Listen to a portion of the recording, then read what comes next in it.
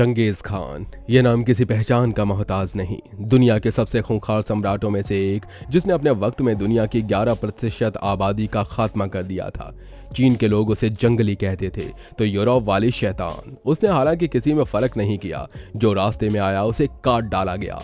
Mongolia के पठारों में रहने वाला एक कबीलाई लड़का दुनिया के सबसे बड़े साम्राज्य का मालिक कैसे बन गया? ऐसा क्या था उसमें कि सभ्यता की दुहाई देने वाले चीन और पर्शिया उसके सामने टिक नहीं पाए?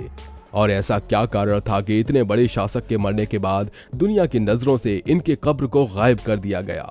और ऐसा कैसे हुआ कि आज दुनिया के 1.5 करोड़ लोगों में उनका डीएनए मिलता है?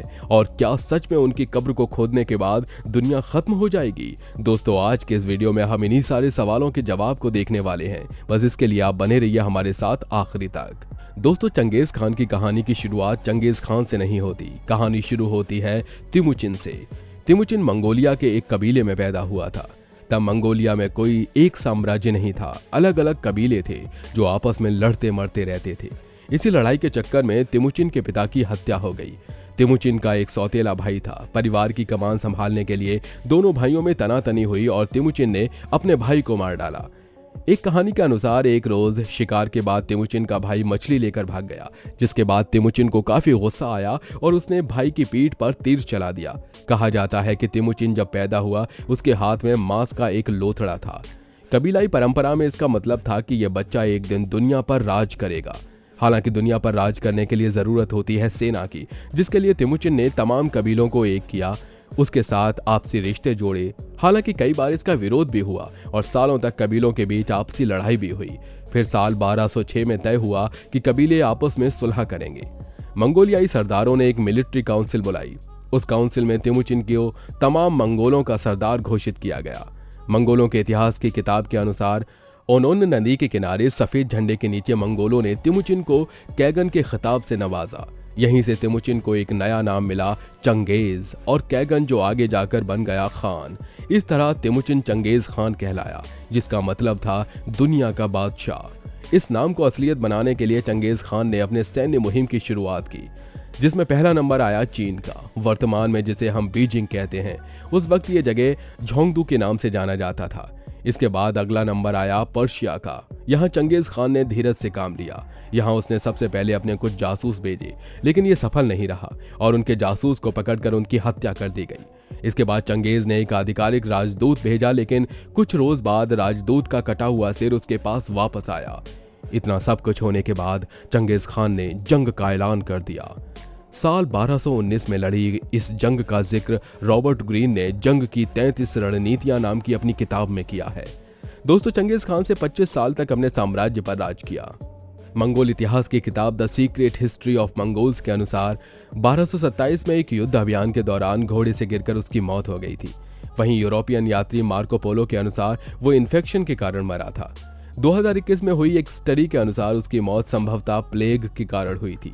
दरअसल चंगेज खान की मौत को लेकर कुछ भी साफ नहीं है। इसका कारण यह है कि वो खुद नहीं चाहता था कि उसकी मौत के बाद लोग उसे याद करें। जीते जी उसने अपनी कोई तस्वीर नहीं बनने दी और मरने से पहले उसने एक फरमान जारी किया, जिसमें उसने लिखा था कि उसके मरने के बाद उसकी कब्र को इस तरह से दफनाया जाए कि उसका कोई निशान बाकी न रहे। लिहाजा अपने साथियों को आदेश दिया कि उसके मरने के बाद उसे किसी गुमनाम जगह पर ही दफनाया जाए। मंगोल लोक कथाओं के अनुसार जितने लोगों ने उसकी अंतिम यात्रा में हिस्सा लिया था, उन सभी की हत्या कर दी गई ताकि उसकी कब्र न ढूंढी जा सके।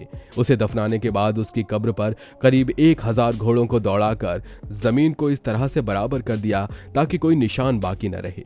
दोस्तों, आज चंगेज खान की मौत की 8 सदियां बीत चुकी हैं, लेकिन उनकी कब्र का कुछ पता नहीं चल पाया। हालांकि इसे लेकर तमाम मिशन चलाए गए, लेकिन उसकी कब्र का कुछ पता नहीं चला। नेशनल ज्योग्राफिक ने तो सैटेलाइट के जरिए उसकी कब्र तलाशने की कोशिश की थी, जिसे उसने वैली ऑफ खान प्रोजेक्ट का नाम दिया था। सबसे दिलचस्प बात यह है कि चंगेज खान की कब्र तलाशने में विदेशी लोगों की भी ज्यादा दिलचस्पी थी। मंगोलिया के लोग चंगेज खान की कब्र का पता लगाना ही नहीं चाहते। इसकी बड़ी एक वजह एक डर भी है। कहा जाता रहा कि अगर चंगेज खान की कब्र को खोदा गया तो दुनिया तबाह हो जाएगी। लोग इसकी मिसाल देख भी चुके थे, इसलिए भी उनके दिलों में वहम ने अपनी जगह पुख्ता कर ली। कहा जाता है कि 1941 में जब सोवियत संघ में 14वीं सदी के तुर्की मंगोलियाई शासक तैमूर लंग की कब्र को खोला गया तो नाजी सैनिकों ने सोवियत यूनियन को खदेड़ डाला था। इस तरह सोवियत संघ भी दूसरे विश्व युद्ध में शामिल हो गया था, इसलिए वो नहीं चाहते थे कि चंगेज खान की कब्र को भी खोला जाए। कुछ जानकार इसे चंगेज खान के लिए मंगोलियाई लोगों का एहतराम मानते हैं। उनके मुताबिक चूंकि चंगेज खान खुद नहीं चाहता था कि उसे कोई याद रखे, लिहाजा लोग आज भी उसकी ख्वाहिश का सम्मान कर रहे हैं। मंगोलियाई लोग बहुत परंपरावादी रहे हैं।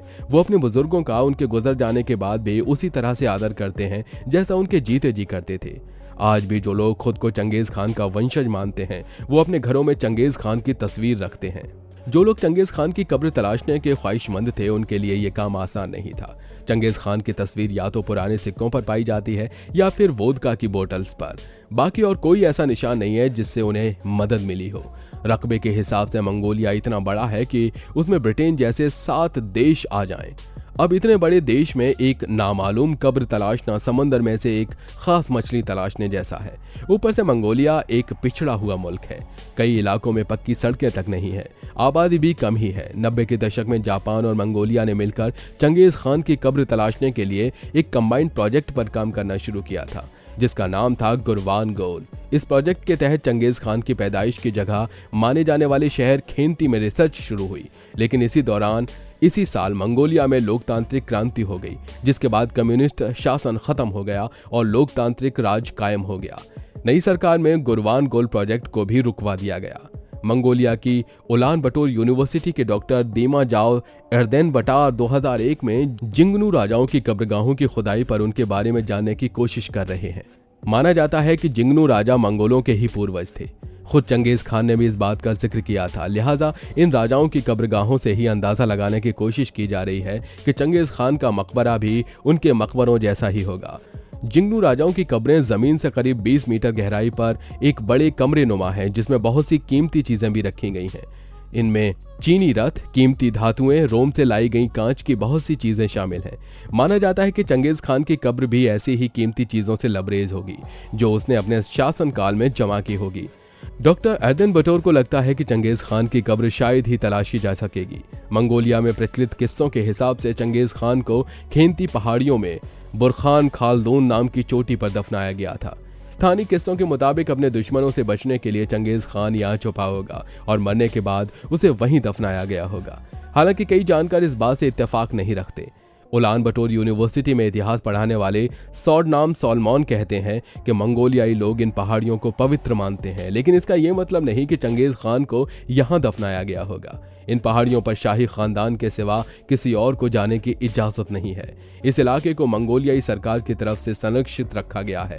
यूनेस्को ने भी इसे विश्व विरासत का दर्जा दिया है, लेकिन कोई भी रिसर्च आज तक ये नहीं बता पाई कि वाकई में यही चंगेज खान की कब्र है। चंगेज खान जमाने के लिए एक योद्धा था, जालिम था, जो तलवार के बल पर सारी दुनिया को फतेह करना चाहता था। लेकिन मंगोलियाई लोगों के लिए वो उनका हीरो था, जिसने मंगोलिया को पूर्वी और पश्चिमी देशों से जोड़ा, सिल्क रोड को पनपने का मौका दिया। उसी ने मंगोलिया के लोगों को धार्मिक आज़ादी का एहसास कराया। उसके शासनकाल में मंगोलियाई लोगों ने कागज की करेंसी की शुरुआत की, डाक सेवा की शुरुआत की। चंगेज खान ने मंगोलिया को ऐसा सभ्य समाज बनाया। मंगोलिया के लोग चंगेज खान का नाम बड़ी इज्जत और फख्र से लेते हैं। इनके मुताबिक अगर चंगेज खान खुद चाहता कि उसके मरने के बाद भी लोग उसे याद करें तो वो कोई वसीयत नहीं करता। अगर वो चाहता तो कोई ना कोई अपनी निशानी जरूर छोड़ता। यही वजह है कि मंगोलियाई लोग नहीं चाहते कि अब उसकी कब्र की तलाश की जाए, जो वक्त की धुंध में कहीं गुम हो चुका है, उसे फिर न कुरेदा जाए। तो दोस्तों, आज के लिए बस इतना ही। उम्मीद है कि ये आपको वीडियो काफ़ी ज़्यादा पसंद आया होगा। अगर पसंद आया हो तो वीडियो को लाइक करिए, साथ ही अपने दोस्तों के साथ शेयर करिए। और अगर आप हमारे चैनल पर नए हैं तो नीचे दिए गए लाल बटन को दबाकर चैनल को सब्सक्राइब ज़रूर कर लीजिए।